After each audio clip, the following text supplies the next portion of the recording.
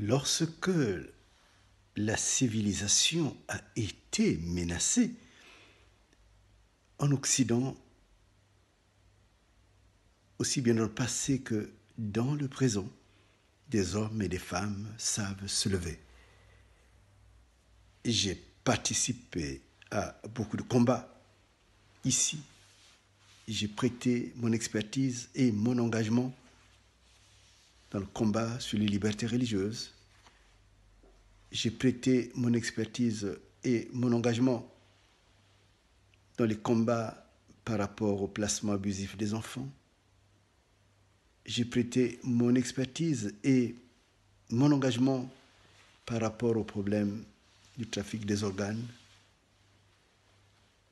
J'en ai fait des livres que les personnes peuvent consulter. Mais j'ai grand respect pour l'Occident dans son entièreté. J'ai grand respect pour des hommes qui individuellement savent se mettre debout pour réclamer la justice. Même parfois la justice au profit d'autres personnes, au profit d'autres peuples. Et c'est à cette population-là, c'est à ces hommes, ces femmes capables de se lever, même en étant seuls, que je veux m'adresser aujourd'hui.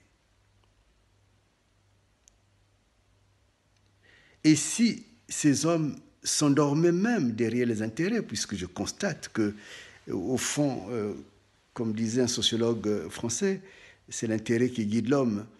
Je me rends compte que l'intérêt guide les pouvoirs. Mais ces hommes auxquels je pense sont capables de bousculer, de changer même, de modifier le cours de l'histoire, de leur propre histoire, uniquement par conviction. Et si des fois ces convictions s'endormaient, j'ai envie de dire comme Voltaire que ce n'est plus aux hommes que je m'adresse, mais c'est à Dieu que je m'adresse. Dieu pour qu'il les réveille les consciences. Parce que il faut que la politique ne devienne pas une pratique ou une vie sans conscience. Et je crois qu'on peut paraphraser cet auteur pour dire que la politique sans conscience n'est que ruine de l'âme, mais ruine aussi de l'humanité. Donc, j'adresse aujourd'hui mon message au peuple et aux nations épris de liberté à travers le monde, indépendamment de leur idéologie, pour leur dire que Sassou Nguesso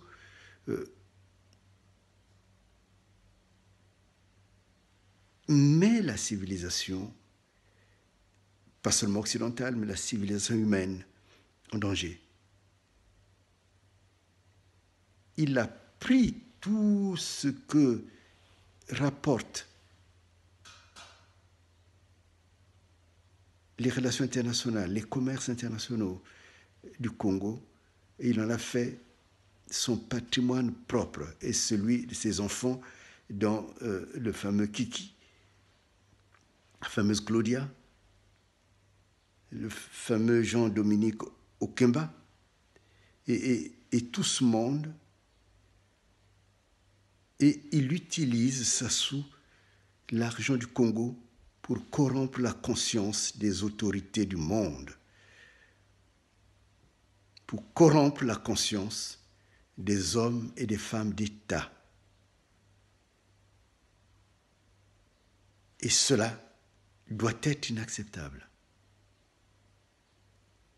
Les éléments de preuve, nous les avons. Rien quand on regarde la négociation entre le FMI et le Congo, entre la Chine et le Congo, il y a trop de zones d'ombre pour qu'on ne puisse pas vraiment soulever le problème du Congo. Quand je regarde l'inertie de la Cour pénale internationale par rapport à Sassou, il y a là aussi des raisons de se poser des questions. Sassou est un criminel. C'est lui qui a enterré vivant un cardinal, Biayenda. Sassou est un criminel. C'est lui qui, je dirais, se promène avec le fameux sac à argent. Sassou est dangereux et la communauté internationale doit se réveiller. Et je demande à la communauté internationale d'utiliser tous les moyens pour l'arrêter comme Hitler a été arrêté.